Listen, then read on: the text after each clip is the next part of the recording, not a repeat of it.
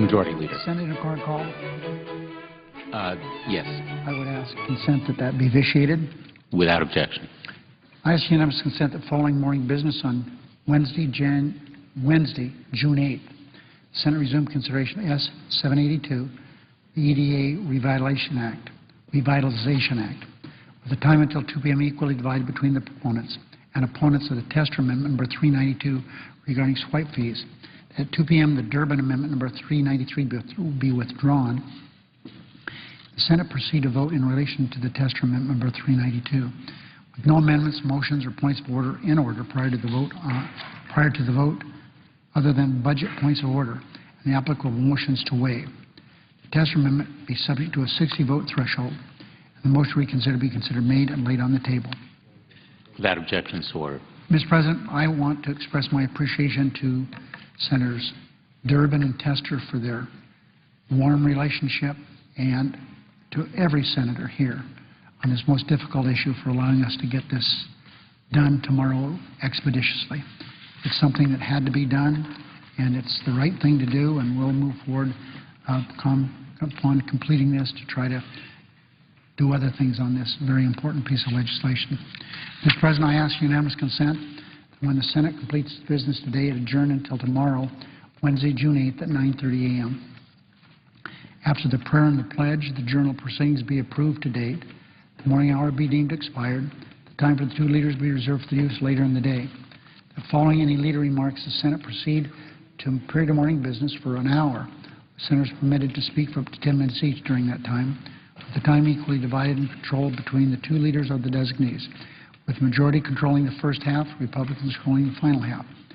And following morning business, Senate resumed consideration of the Economic Development Act legislation under the previous order. Without objection. Mr. President, there will be a roll call vote on the Tester Amendment tomorrow at approximately 2 p.m. That amendment will be subject to a 60-vote threshold. There is no further business come before the Senate. I ask that adjourn under the previous order, following the remarks of Senators Moran and Isaacson. Without objection.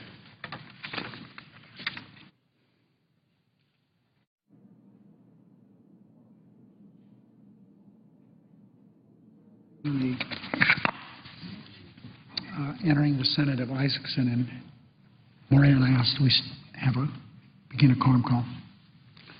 The clerk will call the roll. Mr. Akaka.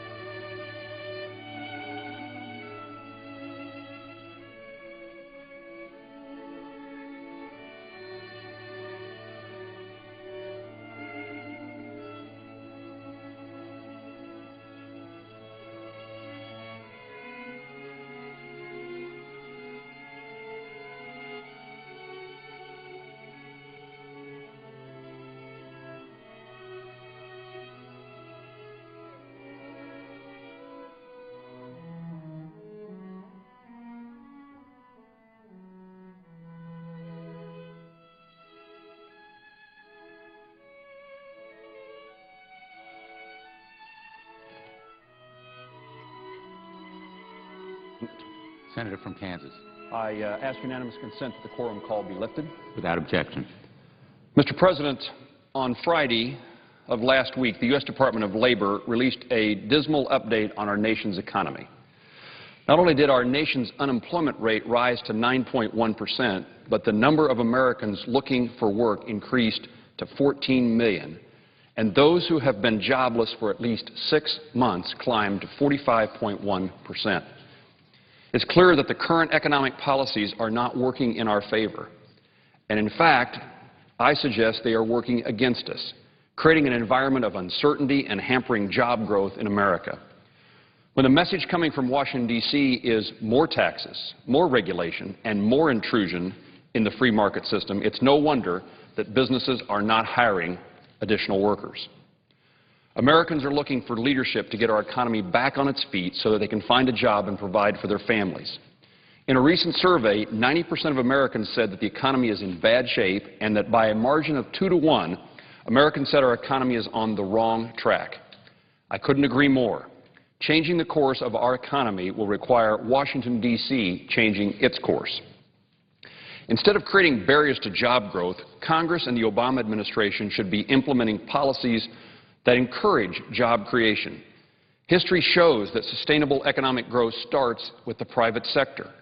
So Congress and the administration have a responsibility to create an environment where businesses can flourish and start hiring again, and that starts by pursuing a series of pro-growth policies. First, in my view, Congress must rein in government regulation and stop passing burdensome mandates that come at the expense of that job creation. As I tour manufacturing plants and other businesses in my home state of Kansas, owners often ask, "What's the next thing coming from Washington that will put me out of business?" Jobs in this country are undercut with each new government regulation because it drives up the cost of doing business, erodes our global competitiveness, and limits the access to credit that businesses need to grow. Rather than hiring new employees, businesses are spending their resources on complying with these burdensome regulations and costly mandates, from the EPA's effort to regulate carbon to the mandates imposed by the new health care law.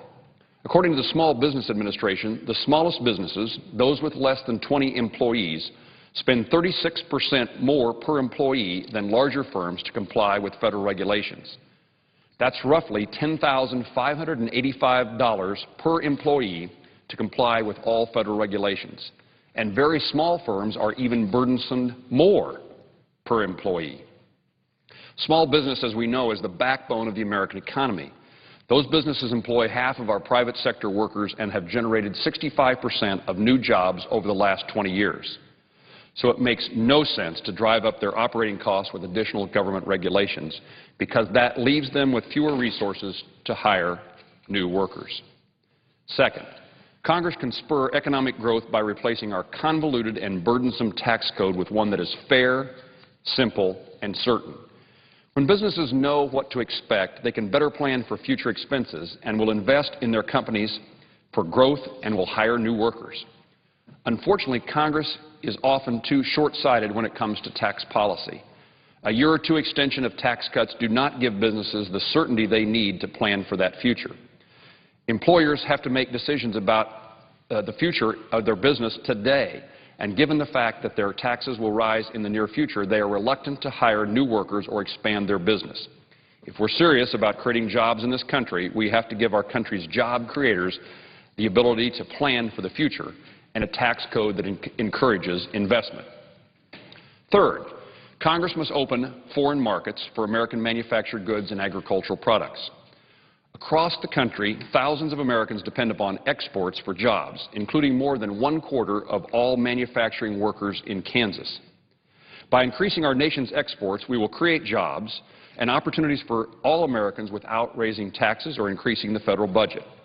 We should be exporting our manufactured goods and agricultural products, not our jobs. Unfortunately, trade agreements with Colombia, Panama, and South Korea, for example, have been stalled for 4 years, and each day that passes, we risk losing more of our market share to our competitors. During this delay, Colombia has moved forward on a trade deal deals with Canada, with Chile, with the European Union, Brazil, and Argentina. And on July 1, a pending agreement between the European Union and Korea will go into effect. We cannot afford to sit on the sidelines while other countries continue to move forward in their trading relationships with our trading partners. Together, the trade agreements with Colombia, Panama, and South Korea are worth an estimated $13 billion in U.S. exports. The agreement with Korea alone is worth $11 billion and would create an estimated 70,000 new jobs for Americans. It is past time for the President to send Congress implementing language for these trade agreements so that we can open more markets for American goods and agriculture commodities. When American businesses are given the opportunity to compete on a level playing field for these markets, they will succeed, and more jobs will be created here at home. Fourth, the U.S., to remain competitive in the global market, must develop a comprehensive energy policy that allows for ample energy supply that is both affordable and reliable. Rising gas prices and recent events in the Middle East have again demonstrated that the importance of having access to a reliable energy supply. Higher energy prices are not only threatening our global competitiveness, they are also hampering our economic recovery. I don't know how we can expect our economy to recover when energy prices are what they are. But when employers have access to reliable energy supplies, they can spend their resources on hiring new workers rather than on those escalating energy costs. In my view, no single form of energy can provide the answer. To meet our country's energy needs, we must develop traditional sources of oil, natural gas, and coal, encourage the development of renewable energy sources such as biofuels, wind, solar, geothermal, and hydropower, and expand the use of nuclear energy, as well as encourage conservation. A recent report from the Congressional Research Service found that our country's resources are far greater than those of Saudi Arabia, China, and Canada combined. In fact, our combined recoverable oil, natural gas, and coal supplies are the largest on the planet. Yet in 2009, the administration canceled 77 oil and gas leases in Utah and last year suspended 61 leases in Montana. The administration has also restricted access to oil and gas exploration in the eastern Gulf of Mexico and off the Atlantic coast. Although these two areas hold commercial oil reserves of 28 billion barrels and up to 142 trillion cubic feet of natural gas. More production of energy in the U.S. means more jobs in the U.S. and more U.S. workers at work, and lower energy costs for businesses and for their employees. Finally, Congress must reduce government spending and to bring about this economic growth. I think the debate on government spending is often seen as some philosophical discussion or a partisan political bickering opportunity here in Washington, D.C. But the reality is out-of-control government borrowing and spending has very real consequences for the daily lives of Americans. Our failure to balance the budget will result in increased inflation, higher interest rates, fewer jobs, and a lower standard of living for every American. But this reality has not yet sunk in here in Washington, D.C., despite several recent warnings. At the end of April, Standard & Poor's, one of the world's big three credit rating agencies, downgraded our nation's future financial outlook from stable to negative.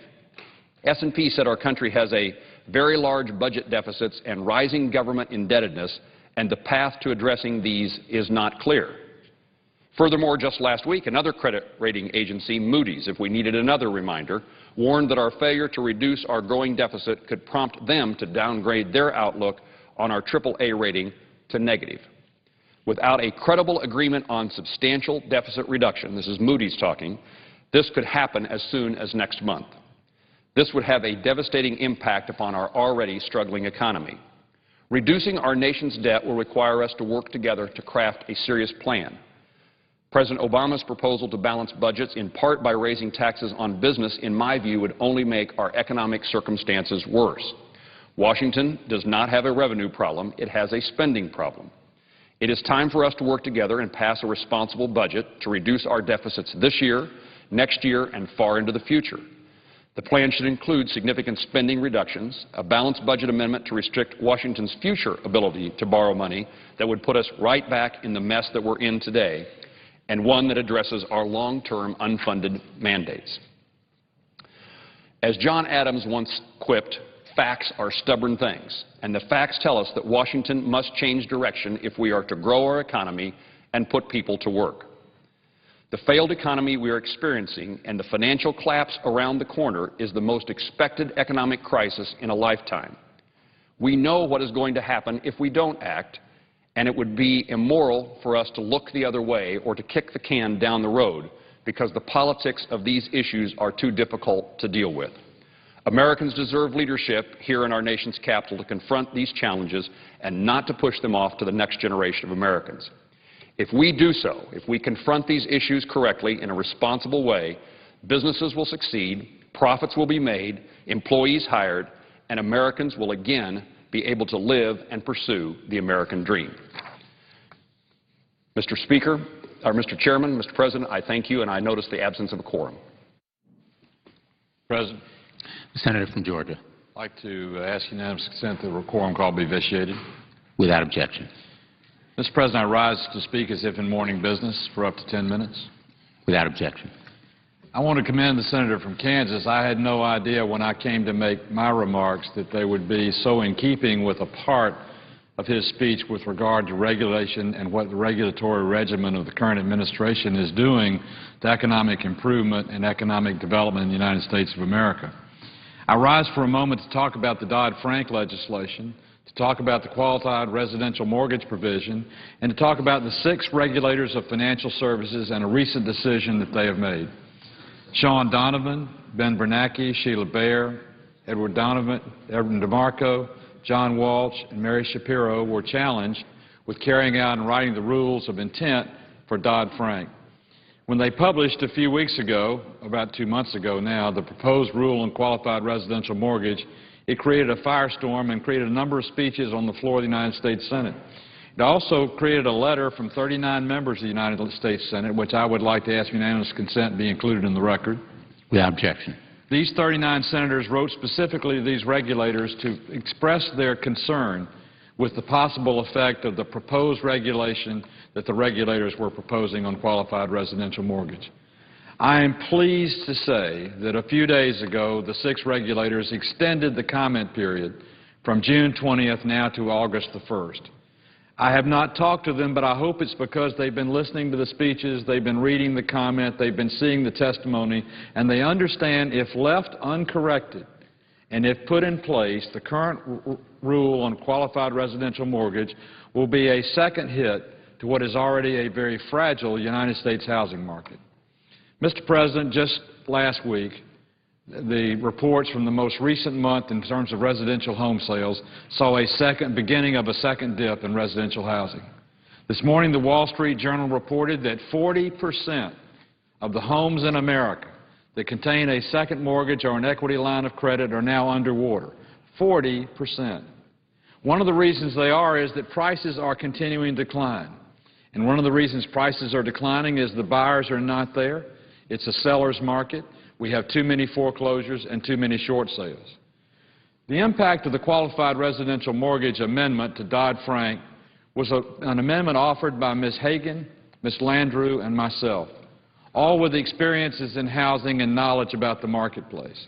We put it in because the original Dodd-Frank legislation said that mortgage people making mortgages were going to have to hold risk retention of 5% in that mortgage, which basically would put most everybody in the mortgage business out of the mortgage business except a handful of people.